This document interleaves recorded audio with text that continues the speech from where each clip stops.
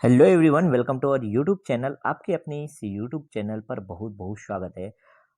सभी प्यारे व्यूवर्स, हमारे इस यूट्यूब चैनल से जुड़े हुए सभी मेंबर्स, आप सभी के लिए एक बहुत बढ़िया वीडियो हम यहाँ लेकर आए हैं, जो कि रिलेटेड है आपके आगामी एग्ज़ाम के लिए और बहुत महत्वपूर्ण रहने वाला है।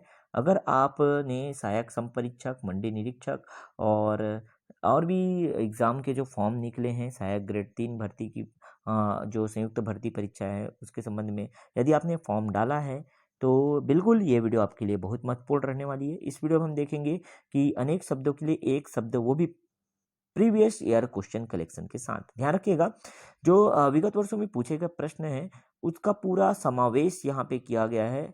पूरी कोशिश की गई है सभी क्वेश्चन को लेने की, ताकि आप एक बार अच्छे से देख लीजिए इसको। और बहुत ज़्यादा चांस भी बनते हैं कि ये कुछ ऐसे क्वेश्चन हैं जो अनेक शब्दों के लिए एक शब्द वाले टॉपिक से रिलेट करते हैं, और जो ऐसे क्वेश्चन हैं जो नॉर्मली हम गलत करके आ जाते हैं एग्जाम में। तो बहुत इंपॉर्टेंट रहने वाला है। विगत वर्षों में पूछे गए प्रश्नों का पूरा समावेश यहाँ पे है।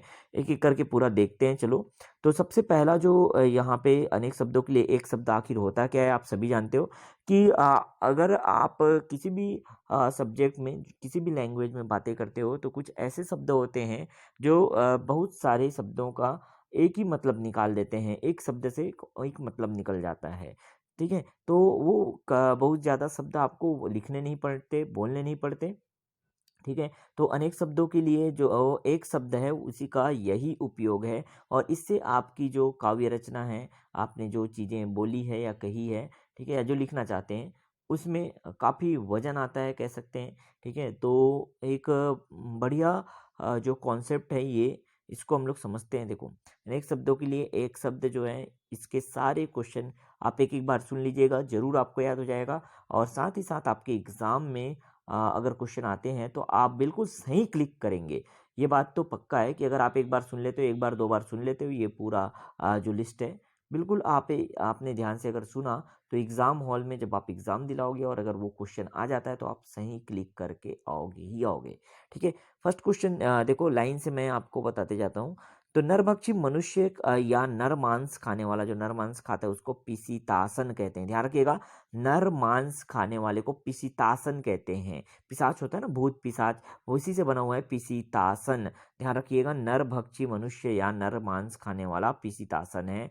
नेक्स्ट देखिए, जिसकी बाह घुटनों तक हो, अजानुबाहु, बिना पलक गिराए, निर्निमेष। ये बहुत बार एग्जाम में पूछा है, अलग अलग एग्जाम में, बहुत इंपॉर्टेंट है निर्निमेष।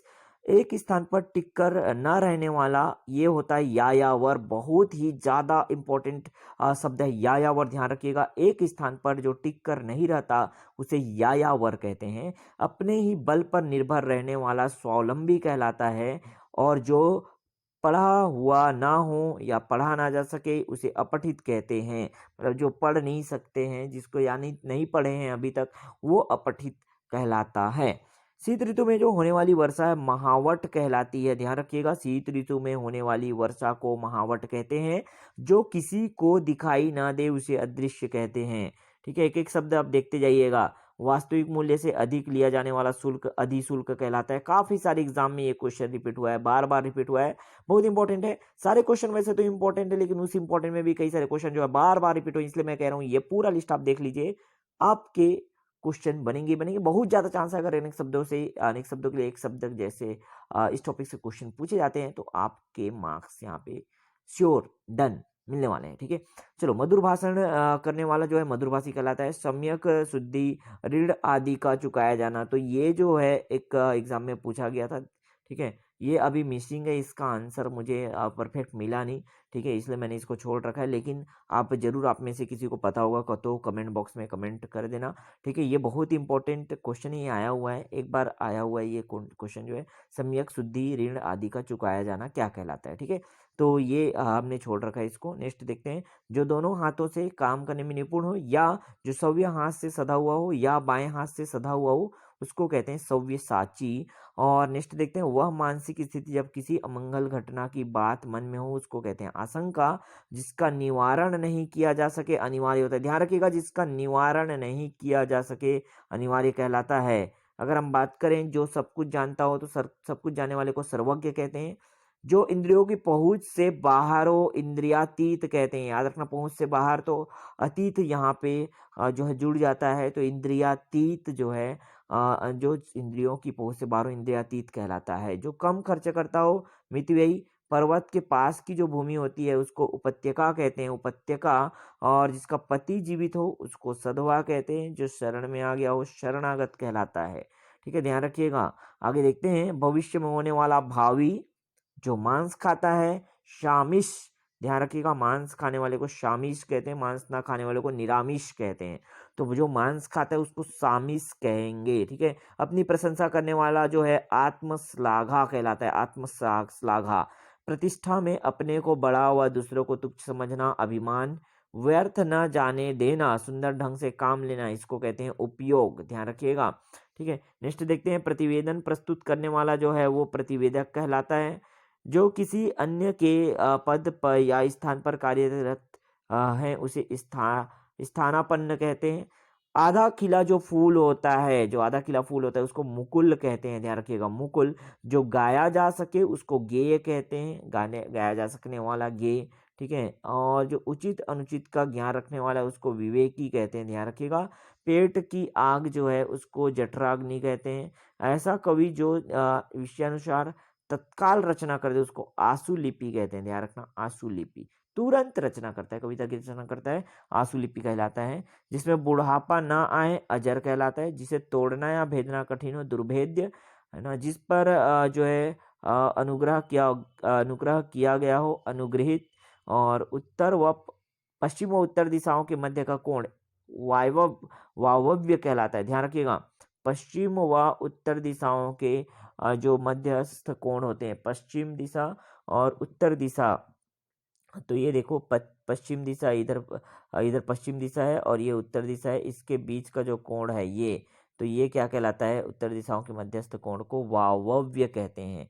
क्लियर हुआ। नेक्स्ट देखिए, जो क्षमा करने योग्य नहीं है अक्षम्य। जो बहुत अधिक थका हो विश्रांत कहते हैं। ध्यान रखना, जो बहुत अधिक थका है उसे विश्रांत कहते हैं। उत्तराधिकार में प्राप्त धन को रिक्त कहते हैं, रिक्त। जो उत्तराधिकारी होते हैं उनको कुछ धन मिलता है, पैतृक संपत्ति मिलती है, उसको क्या कहा जाता है, रिक्त कहा जाता है। जो किसी काम में दूसरे से आगे बढ़ जाने की इच्छा जो है प्रतिस्पर्धा कहलाती है। जो बहुत जानता हो उसको बहुज्ञ कहते हैं। जो सब जानता है उसको सर्वज्ञ कहते हैं। ध्यान रखिएगा, बहुज्ञ और सर्वज्ञ दोनों अलग अलग चीजें हैं। जो बहुत जानता है उसको बहुज्ञ कहते हैं और जो सब जानता है उसको सर्वज्ञ कहते हैं। लौट कर आया हुआ को प्रत्यागत कहते हैं। जो उलट पलट दिया हो विपर्यस्त कहते हैं। जो उलट पलट दिया हो, उल्टा पुल्टा कर दिया गया हो, उसको विपर्यस्त कहते हैं। साधु सन्यासियों द्वारा धारित वस्त्र जो होता है उसको चीवर कहते हैं, चीवर या चीवड़। ठीक है, जिसे ऊपर की ओर उछाला फेंका गया हो उच्छिप्त कहलाता है। जिस शब्द के एक से अधिक अर्थ हो श्लिष्ट कहलाते हैं। जो देखने में प्रिय लगे प्रियदर्शी।